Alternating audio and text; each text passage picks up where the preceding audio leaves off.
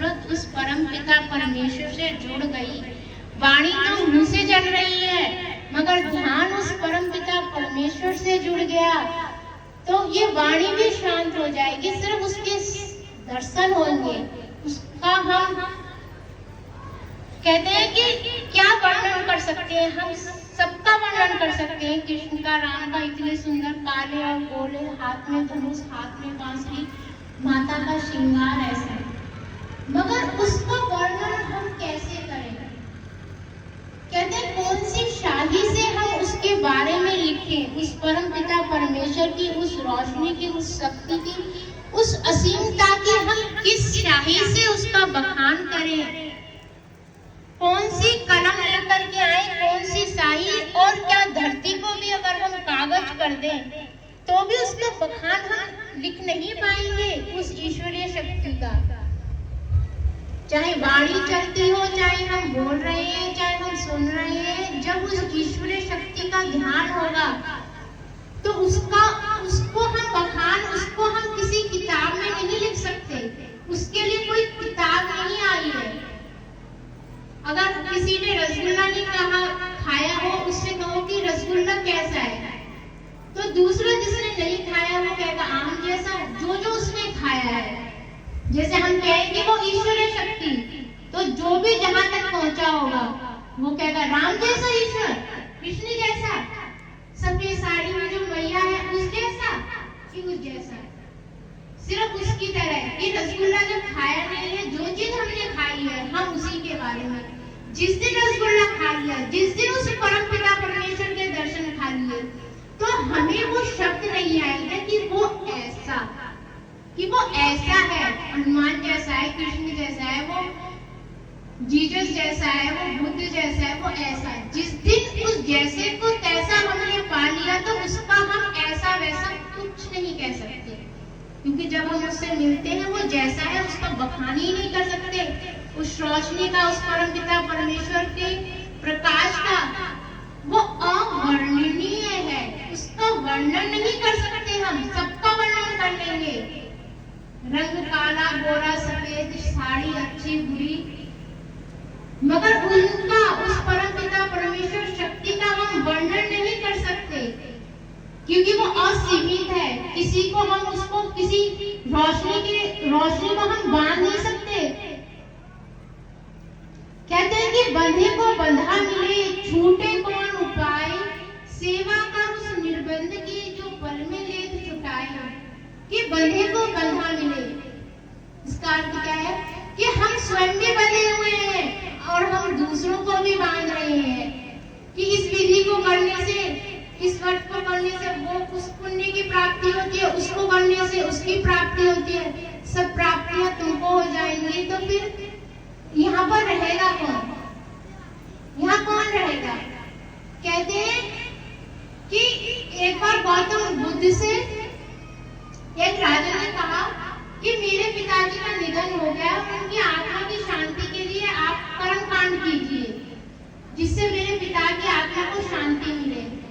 तो गौतम बुद्ध बहुत ही सरल थे, उन्होंने कहा ठीक है, मगर मेरी शुद्धि का जो भी मैं करूंगा उसका विधि विधान अलग है। उन्होंने कुछ भी हो, आप महान संत हैं, आप जो भी करोगे मेरे पिता की आत्मा की शांति हो जाएगी। तो उन्होंने कहा कि मटके लेके आओ, एक में कंकड़ भर के लाओ, एक में घी भर के लेके आओ और 2 डंडे लेकर आओ और नदी के किनारे आओ। तो उन्होंने, राजा ने कहा कि मेरे पिता की आत्मा की शांति के लिए मैं कुछ भी करूंगा। 2 घड़े ले गया, एक में कंकड़ और एक में पत्थर, साथ में एक डंडा। गौतम बुद्ध ने दोनों को नदी में तैराया और दोनों को एक एक करके फोड़ा। तो कंकड़ तो नीचे बैठ गए और जो घी का फोड़ा था तो वो घी ऊपर तैरता रहा। तब उसने कहा इस विधि का अर्थ समझे राजन? उसने कहा नहीं, कि आप और मैं किसी की भी संतुष्टि, किसी की भी आत्मा के लिए हम कुछ नहीं कर सकते हैं। जो भी हमारे अच्छे कर्म हैं वो इस घी की तरह हमारे साथ आगे तक जाएंगे, और जो भी हमारे बुरे कर्म हैं वो इस कंकड़ पत्थर की तरह यहीं डूब जाएंगे। तो इसमें ना तो आप कुछ कर सकते हैं ना हम।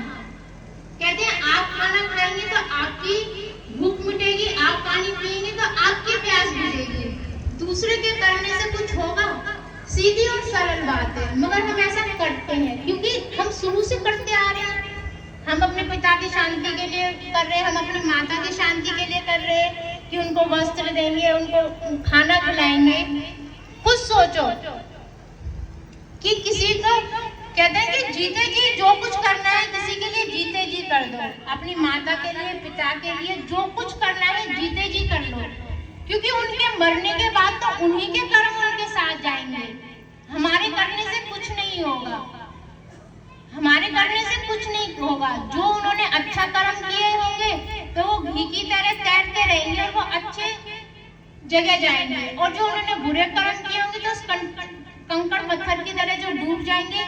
तो जो भी कोई करता है जीते जी करो, अपने माता पिता के लिए जो कुछ करना है सेवा करो, भाव करो, मगर मरने के बाद आप कैसे उनके आत्मा की संतुष्टि के लिए कौन सा ऐसा हवन है, कौन सी ऐसी पाठ है, कौन सी ऐसी पूजा है जो उन सिर्फ मन को बहलाए, क्योंकि मन काल का एजेंट है और मन बैठ जाता है, आसानी से मान जाता है कि हाँ ऐसा करने से ऐसा होगा। मगर जो असलियत है वो यही है कि अपने खाने और पीने से अपनी प्यास बुझती है, किसी दूसरे की नहीं। इसीलिए अपने माता पिता के लिए जो भी कुछ करना है वो अभी कर दो, जीते जी उनकी सेवा कर लो, जीते जी उनको खाना खिला दो। कहते हैं कि सभी के लिए नहीं, जो करते हैं कि जीते जी तो पूछते नहीं है माँ बापों को, और मरने के बाद श्राद्ध करते हैं कि अब श्राद्ध में जब वो जीते जी उन्होंने खाना नहीं खाया तो वो मरने के बाद क्या खाना खाएंगे। और जिस कर्मों ने उन्हें जीते जी खाना खिलाया, किसी माँ बाप का बच्चा बहुत अच्छा है तो उसको जीते जी उसकी सेवा कर रहा है, और जिसने जीते जी सेवा नहीं करी तो वो मरने के बाद क्या किनका खाएगा, और मरने के बाद कौन सा माता पिता आएगा भी खाने के लिए? कोई नहीं। ये हमारे मन की बात है, ये क्योंकि शुरू से चलता आ रहा है ना ऐसे ही, तो हम ऐसे ही सोचते हैं। हमें अपनी सोच बदलनी होगी कि अपने खाने से अपनी प्यास बुझती है, किसी दूसरे की नहीं।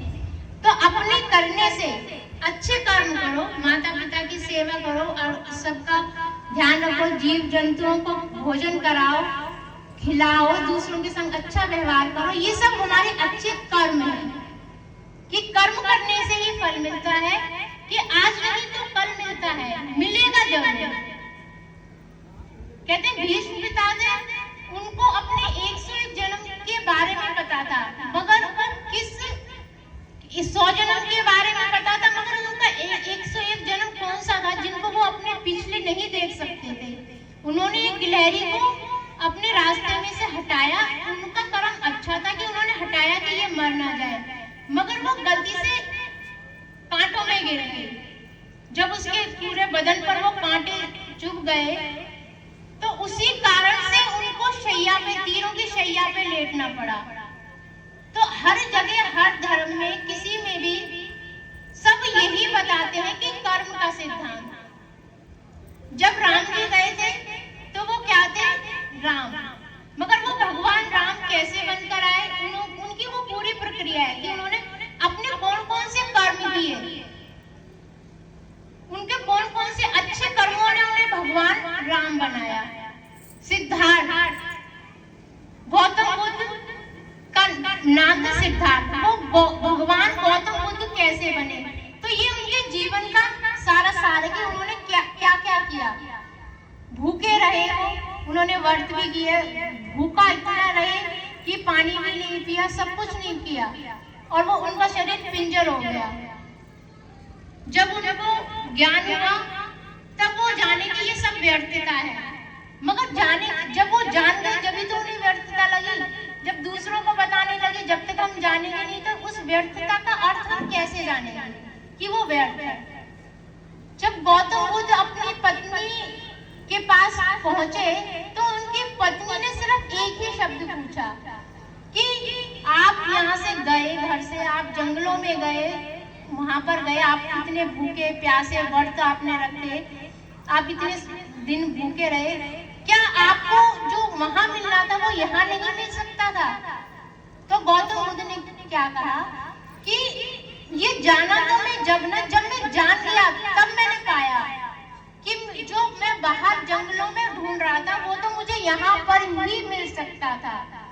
इधर ही मिल सकता था, मगर बाहर जाने के बाद जब जो चीज मिल जाती है तब हमें पता चलती है उसकी व्यर्थता। जब हमें पता चलती है उसकी व्यर्थता, यदि कोई हमें समझाए कि ये व्यर्थ है तो हम अपने अहंकार के कारण समझेंगे नहीं। जब गौतम बुद्ध ने पता कर लिया कि ठीक है कि हम भूखे रहे, हम इतने प्यासे रहे, मगर जो हम वहां पर हमें नहीं मिला है वो तो हम अब जाने ना कि ये व्यर्थता थी। तो हम उस को कह रहे हैं कि अपने धर्म के साथ में उस परमात्मा, उस ईश्वरीय शक्ति को जोड़ो। जिस भी धर्म में हमें जिसको भी ढूंढना है, हम आंखों को बंद करें, क्योंकि जब वो मिलता है तो उच्चारण बंद हो जाता है, वाणी बंद हो जाती है, सब कुछ बंद हो जाता है। कि जब कहा कि नहीं खाली मखलूक ना खिलकर, कि कुछ नहीं रहता, राम रहीम भी नहीं रहता। जब वो मिल जाता है तो कुछ नहीं रहता। तो हम उस अवस्था में पहुंचे, परमात्मा की परम ईश्वरीय शक्ति को यदि हमें पाना है तो हम उस सच्चाई को जाने, ना ही तो हम कुएं के मेढक बने कि उछल उछल के बताते रहे कि ऐसा परमात्मा ऐसा नहीं। उस समुद्र के मेढक की बात तो जानो कि वो क्या कह रहा है। कहते हैं कि ईश्वर का क्या पाना। जब बुल्ले शाह ने इनायत शाह से पूछा कि परमात्मा को कैसे पाए, तो उन्होंने बड़े ही 2 शब्दों में कहा कि साईं का की पावना, इधरू फूटना था उधरू लावना। कि ईश्वर का क्या पाना, बाहर का ध्यान हटा करके अंदर में लगाओ। जिस तरह से हम एक पेड़ को उठाकर उधर से उठाकर इधर लगाते, ऐसे ही हमें सिर्फ ध्यान का खेल है। बाहर का ध्यान छोड़कर सिर्फ उसको अपने अंदर में बिठाओ कि साईं का की पावना, इधरू फूटना था उधरू लावना। कि हमें उस परमात्मा का क्या पाना, बाहर से हटा लो ध्यान, अंदर लगा लो। मगर लगाएं कैसे, क्योंकि हम बाहर घूम रहे हैं, हमें अंदर जाना होगा, तभी परम पिता परमेश्वर की ईश्वर